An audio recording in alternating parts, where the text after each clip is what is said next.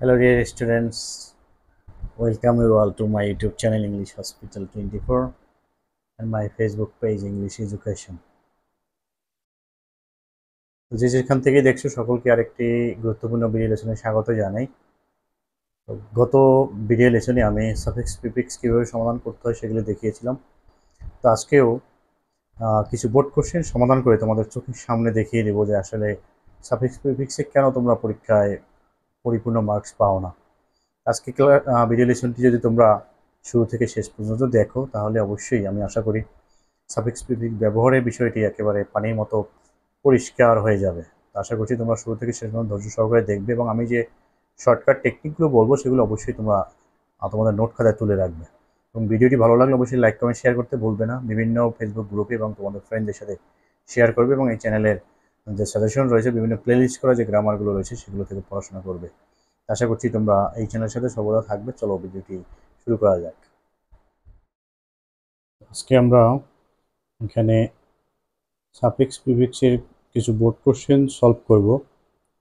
এর আগের ক্লাসেও আমি চট্টগ্রাম বোর্ড 2023 সালে যে এসএসসি পরীক্ষায় যে প্রশ্নটি এসেছিল সেটা সমাধান করে দেখিয়েছিলাম। আজকেও তোমাদেরকে আমি দুটো বোর্ড সমাধান করে এখানে দেখাবো। প্রথমে আমরা সিলেট বোর্ড 2023 এটা সমাধান করব। তো সাধারণত সাফিক্স প্রিফিক্স সমাধান করার সময় যেটা খেয়াল করতে হবে সেটা হলো কোনো ওয়ার্ডের বিভিন্ন যে রূপ, নাউন, ভার্ব, অ্যাডজেক্টিভ, অ্যাডভার্ব, এই রূপগুলো বা ফর্মগুলো জানতে হবে। তো আমরা প্রথমে সমাধান করে দেখি। Mister Peter is a good student. Mister Peter একজন ভালো ছাত্র। হি ইজ ভেরি স্টাডি। তো এখানে ভেরি ভেরি শব্দের পরে সাধারণত আমরা জানি অ্যাডজেক্টিভ বসে, তাহলে স্টাডি শব্দের অ্যাডজেক্টিভ ফর্ম হচ্ছে studious. He is very studious, DIOUS। সে খুবই পড়ুয়া। হি ইজ অলওয়েজ, অলওয়েজ হচ্ছে অ্যাডভার্ব, অ্যাডভার্বের পরে অ্যাডজেক্টিভ বসে। মাইন্ডের অ্যাডজেক্টিভ ফর্ম হচ্ছে mindful. He is always mindful, সে সবসময় মনোযোগী। টু হিজ স্টাডিজ, তার পড়াশোনায়। অ্যান্ড অলসো, সে ডিউটি, কেমন, দায়িত্বপরায়ণ, তো এটাও অ্যাডজেক্টিভ ফর্ম হবে। ডিউটিফুল, তো ডিউটিফুল ফুল যুক্ত হলে ওয়াইয়ের স্থানে আই হবে। Dutiful to his daily activities. He is very, তার ভেরি আছে, এখন আবার অ্যাডজেক্টিভ হবে। রেসপেক্ট শব্দের অ্যাডজেক্টিভ ফর্ম আছে রেসপেক্টফুল। রেসপেক্টেডও অ্যাডজেক্টিভ, কিন্তু এখানে হবে রেসপেক্টফুল। টু হিজ এল্ডার্স, তার বড়দের প্রতি। হি ইজ, তাহলে এখানে বি ভার্ব রয়েছে, বি ভার্বের পরে অ্যাডজেক্টিভ ফর্ম বসে, আবার নাউনও বসে। এখানে হবে অ্যাডজেক্টিভ, কারণ সে সত্যবাদী। He is truthful also. Week students find him as a help figure. দুর্বল শিক্ষার্থীরা বা দুর্বল ছাত্রছাত্রীরা তাকে উপকারী ব্যক্তি হিসেবে দেখে। এখানে দুর্বল শিক্ষার্থীরা তাকে উপকারী, উপকারী শব্দটি হচ্ছে helpful. Week students find him as a helpful figure, উপকারী ব্যক্তি। এখানেও অ্যাডজেক্টিভ হবে। ফিগার শব্দটি হচ্ছে নাউন, নাউনের আগে অ্যাডজেক্টিভ ফর্ম বসে। হেল্প শব্দের অ্যাডজেক্টিভ ফর্ম হেল্পিং অথবা হেল্পফুল। হেল্পিং দিলেও হবে, বা হেল্পফুল দিলেও হবে। হিজ থিঙ্ক পাওয়ার, পাওয়ার হচ্ছে নাউন, নাউনের আগে অ্যাডজেক্টিভ হবে। থিঙ্ক শব্দের অ্যাডজেক্টিভ হচ্ছে থিঙ্কফুল অথবা থিঙ্কিং। এখানে থিঙ্কফুল হবে না, থিঙ্কফুল শব্দটা ব্যক্তির ক্ষেত্রে হয়। তাই যেহেতু তার ক্ষমতার ক্ষেত্রে বোঝানো হয়েছে, গুণকে বোঝানো হয়েছে, সেক্ষেত্রে এখানে থিঙ্কিং হবে। থিঙ্কিং পাওয়ার, তার চিন্তন ক্ষমতা। ইজ অ্যাডমায়ারেবল, প্রশংসনীয়। হি ইজ রিয়েলি, তিনি সত্যি। তাহলে এখানেও রিয়েলি হলো অ্যাডভার্ব, অ্যাডভার্বের পরে বসে অ্যাডজেক্টিভ। ক্রিয়েট শব্দের অ্যাডজেক্টিভ ফর্ম হচ্ছে creative. He is really creative in any writing, সে যে কোনো লেখায় সৃজনশীল। হি নেভার ফরগেট, সে কখনো ভুলে যায় না। দ্য বেনিফিট অফ, অফ হচ্ছে প্রিপোজিশন, প্রিপোজিশন পরে নাউন বসে। পাংচুয়াল শব্দের নাউন ফর্ম হচ্ছে পাংচুয়ালিটি। তাহলে সে কখনো পাংচুয়ালিটি বা অধ্যবসায়ের যে সুবিধা সেটা ভুলে যায় না। তারপর হচ্ছে যে number, sincere is another quality. এটা হচ্ছে ভার্ব, ভার্বের আগে নাউন ফর্ম বসে, দ্যাট মিনস সাবজেক্ট বসে। সুতরাং এখানে সিনসিয়ার শব্দটিকে নাউন করতে হবে। সিনসিয়ার শব্দের নাউন হচ্ছে sincerity. Sincerity is another quality. Sincerity হচ্ছে আরেকটা গুণ অফ হিজ ডেইলি অ্যাক্টিভিটিস, তার দৈনন্দিন কর্মকাণ্ডের। He is also an early rise. তাহলে আর্লি হলো এখানে অ্যাডজেক্টিভ। তাহলে অ্যাডজেক্টিভ পরে নাউন বসে। রাইজ শব্দের নাউন হচ্ছে রাইজিং বা রাইজার। যে ব্যক্তি সকালে ঘুম থেকে ওঠে তাকে রাইজার বলা হয়।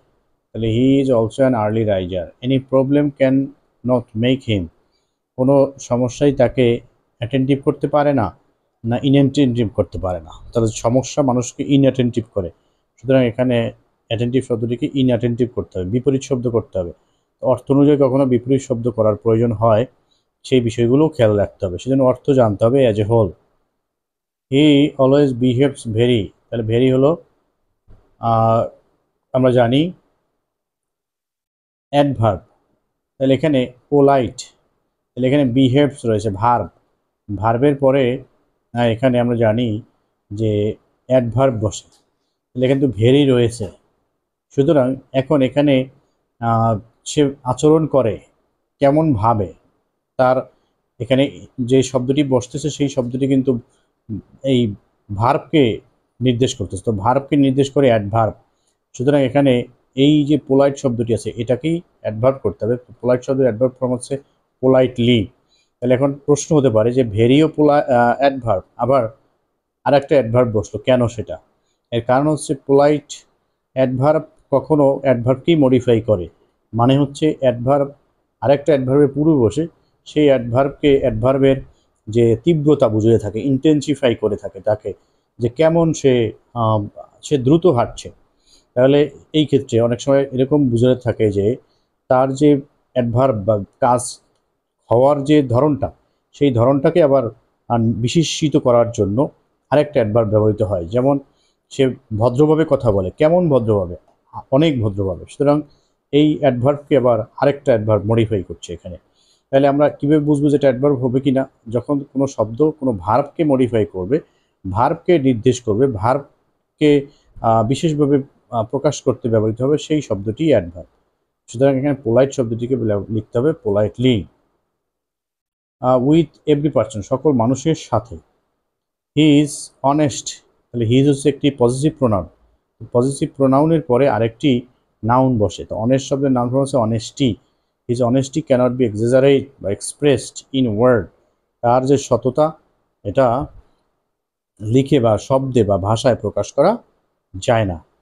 এখানে আমরা যেটা দেখলাম বেশিরভাগ ক্ষেত্রে কিন্তু অ্যাডজেক্টিভ বসছে। কেন অ্যাডজেক্টিভ বসছে সেই সব বিষয়গুলো বা সেই সূত্রগুলো কিন্তু আমি এখানে বলে দিয়েছি, যে কোন শব্দের পরে অ্যাডজেক্টিভ বসে, কী কারণে অ্যাডজেক্টিভ বসে।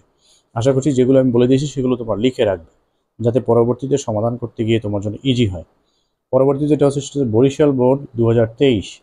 Bangladesh is blessed with many seasons, বাংলাদেশে অনেকগুলো ঋতু রয়েছে। Winter is one of them, শীত হচ্ছে তার মধ্যে অন্যতম। It is the cold of all seasons, এটা হচ্ছে সকল ঋতুর মধ্যে সবচেয়ে ঠান্ডা। সুতরাং এখানে যেহেতু আমাদের সুপারলেটিভ ফর্ম বুঝিয়েছে, কারণ এখানে অনেক ঋতুর মধ্যে তুলনা করে এই শীত ঋতুটাকে বিশেষভাবে বলা হয়েছে। সুতরাং যখন অনেকের মধ্যে তুলনা করে একজনকে সবচেয়ে বেশি ভালো বা খারাপ বলা হয়, তখন সেটা সুপারলেটিভ ফর্ম হয়ে থাকে। সুতরাং এখানে কোল্ডেস্ট, সুপারলেটিভ ফর্ম হচ্ছে coldest. It is the coldest of all seasons.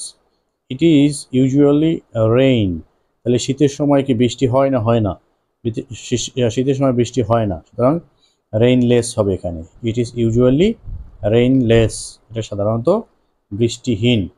দো hours is a small country, যদিও আমাদের একটি ছোট দেশ। The cold of winter is not equal felt in all region, সকল এলাকায় যে শীতের যে ঠান্ডা বা তীব্রতা এটা সমানভাবে অনুভূত হয় না।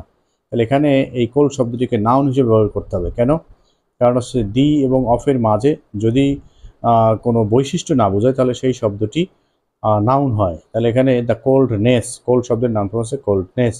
The coldness of winter is not equally felt, এখানে ইকুয়ালি হবে, কারণ ফেল্ট হলো ভার্ব, ভার্বের আগে অ্যাডভার্ব বসে, তাহলে ইকুয়াল শব্দের অ্যাডভার্ব ফর্ম হচ্ছে equally. Equally felt in all regions, সকল অঞ্চলে বা সকল এলাকায় সমানভাবে অনুভূত হয় না।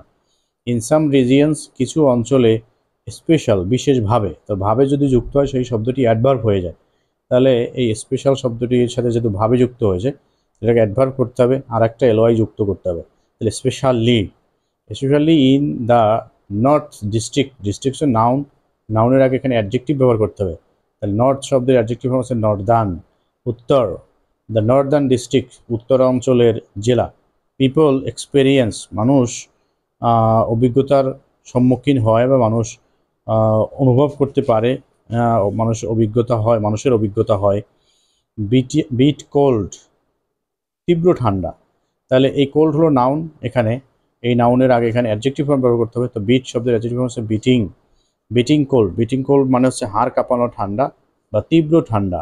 ইন উইন্টার, শীত ঋতুতে। নেচার লুকস ডাল, প্রকৃতিকে দেখা যায় ডাল মানে হচ্ছে যেটাকে বলি আমরা নিরস বা মেঘাচ্ছন্ন, কুয়াশাচ্ছন্ন। অ্যান্ড গ্লোমি, তাহলে অ্যান্ডের আগে পরে একই ধরনের শব্দ হয়। এই ডাল হচ্ছে এখানে অ্যাডজেক্টিভ, সুতরাং এই গ্লোম শব্দটাকেও অ্যাডজেক্টিভ করতে হবে, গ্লোমি। ডাল অ্যান্ড গ্লোমি, প্রকৃতিকে দেখা যায় কুয়াশাচ্ছন্ন এবং মেঘাচ্ছন্ন, নিরস। গ্লোমি বলতে আরেকটা জিনিস বোঝায় যেটা গম্ভীর, গম্ভীর। ডিউরিং নাইট, রাতের বেলায়। অ্যান্ড মর্নিং, সকালে। দ্য হোল অফ নেচার, সম্পূর্ণ প্রকৃতি। রিমেইনস মানে থাকে। কেমন থাকে?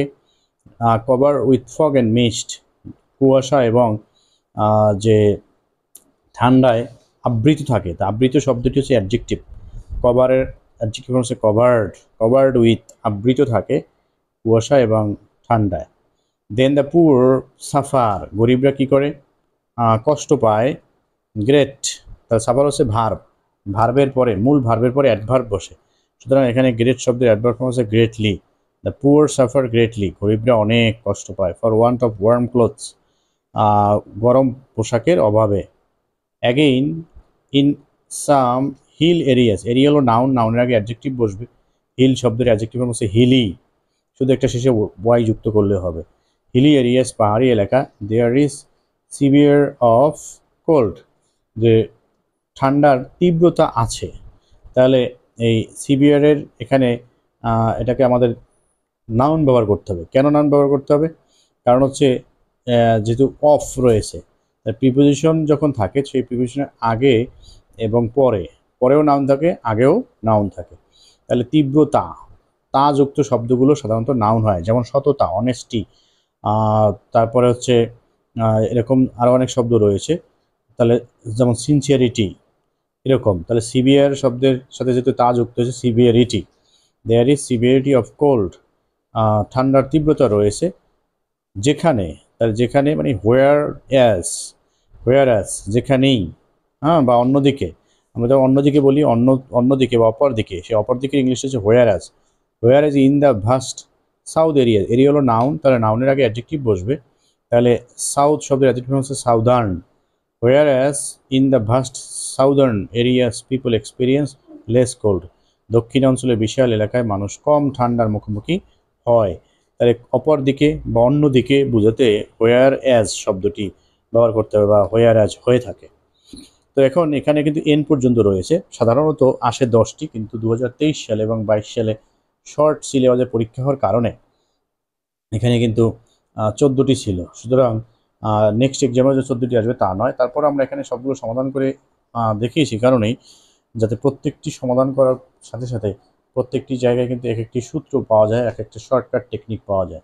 আমি এখানে যে শর্টকাট টেকনিকগুলো বলেছি সেগুলো অবশ্যই তোমাদেরকে লিখে রাখতে হবে। তো আমি এখানে লিখে বোর্ডে দেখাতে পারতাম, বাট বোর্ডে দেখালে একটা সমাধান করা যায় সর্বোচ্চ। তো আমি এখানে একাধিক সমাধান করেছি বলে আমি এখানে বোর্ডে দেখাইনি। পরবর্তীতে যে সমাধান করব সেগুলো আবার বোর্ডে দেখাবো ইনশাল্লাহ।